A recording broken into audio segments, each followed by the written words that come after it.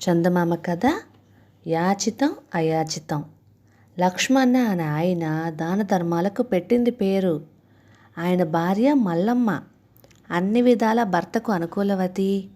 క్రమంగా లక్ష్మణ ఆస్తి కరిగిపోయి పేదవాడైపోయాడు. పూట గడవడం కోసం మొదట ఆయన పెరటి దొడ్లో కూరగాయల పాదులు పెట్టాడు.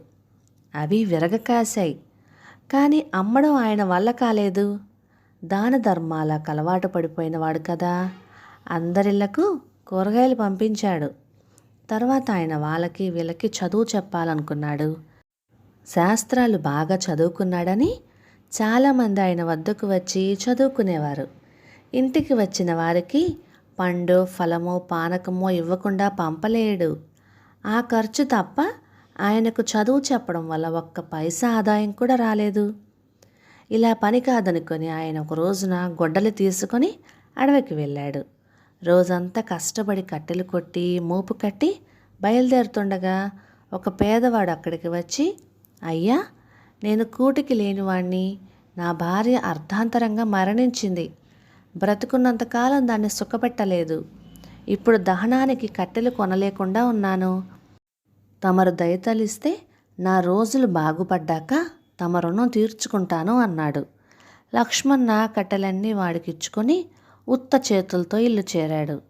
ఆయన జరిగిందంతా భార్యకు చెప్పి, ఒకరిని దేహి అని అడగలేము, వ్యాపారం చేయలేము, అడిగిన వారిని కాదనలేము, మన జీవితం దుర్భరం, ఆత్మహత్య తప్ప గత్యంతరం లేదు అన్నాడు.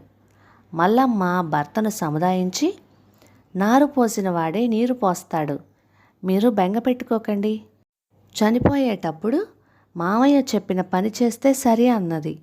లక్ష్మణ తండ్రి చనిపోయేటప్పుడు ఆయనతో, నీ దానగుణం నీకు సమస్యలు తెచ్చిపెడుతుంది, కానీ మంచి బుద్ధిని వదులుకోమని నేను చెప్పలేను కదా.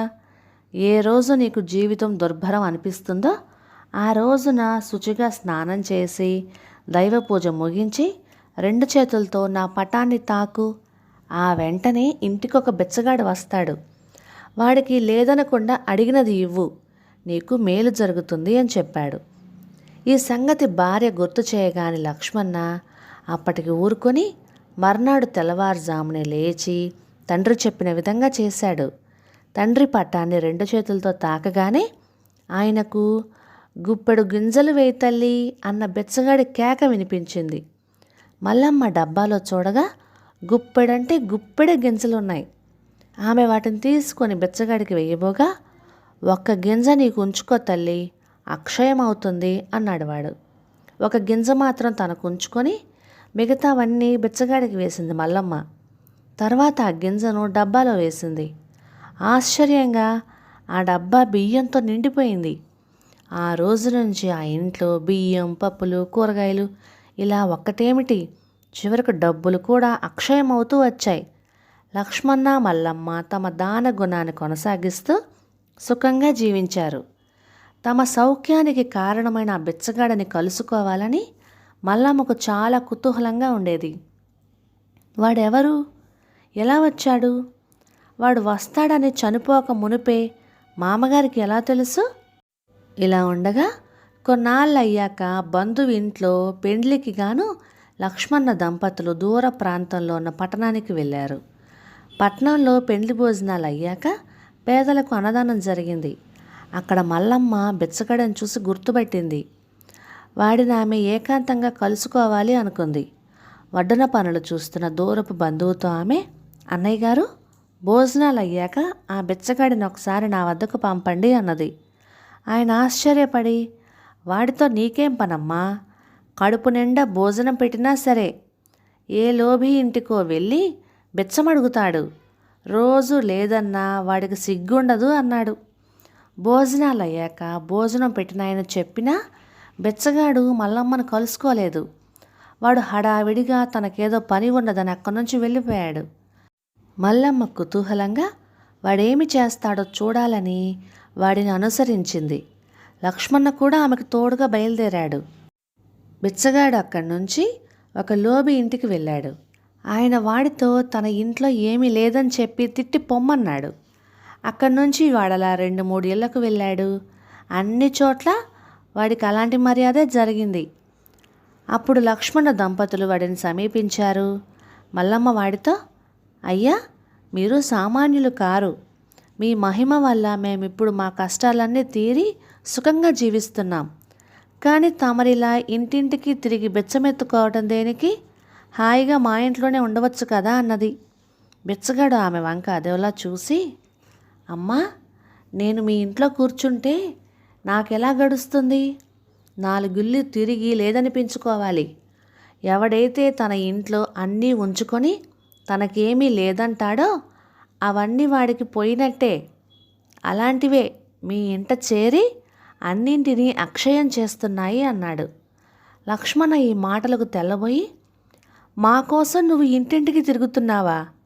ఎందుకు అని అడిగాడు. ఈ ఆకారంలో నువ్వు నన్ను గుర్తుపట్టలేకపోతున్నావేమో. సరిగా చూడు, నేను నీ తండ్రిని అన్నాడు ఆ బిచ్చగాడు. దానితో లక్ష్మణ మల్లమ్మ ఆయన గుర్తుపట్టి వెంటనే కాళ్ళ మీద పడిపోయారు. ఆయన వాళ్ళిద్దరిని లేవదీసి, నేనుండగా మీకే ఇబ్బంది ఉండదు, ఇంటికి వెళ్ళి సుఖంగా ఉండండి అని చెప్పాడు. కానీ ఆ దంపతులిద్దరూ ఆయన తమ ఇంటికి వచ్చి ఉండాలని పట్టుబట్టారు. వెర్రి వాళ్ళలా ఉన్నారే మీరు? నేను చనిపోయి చాలా ఏళ్ళయిందని మర్చిపోతున్నారా అన్నాడు బిచ్చగాడు. అయితే ఏం, ఇప్పుడు మానవ రూపం ధరించారుగా అన్నది మల్లమ్మ. బిచ్చగాడు ఆమె కేసు జాలిగా చూసి, చనిపోయిన వాళ్లకు ఏ కోరికలు దిగులు లేకపోతే వాళ్ళు దైవ సాన్నిధ్యాన్ని చేరుకుంటారు. నేను మాత్రం మీ ఇంట్లో పటాన్ని ఆశ్రయించుకొని ఉన్నాను. మీ గురించి ఇంకా నాకు దిగులుగానే ఉంది. మీకు డబ్బెలా సంపాదించాలో తెలీదు.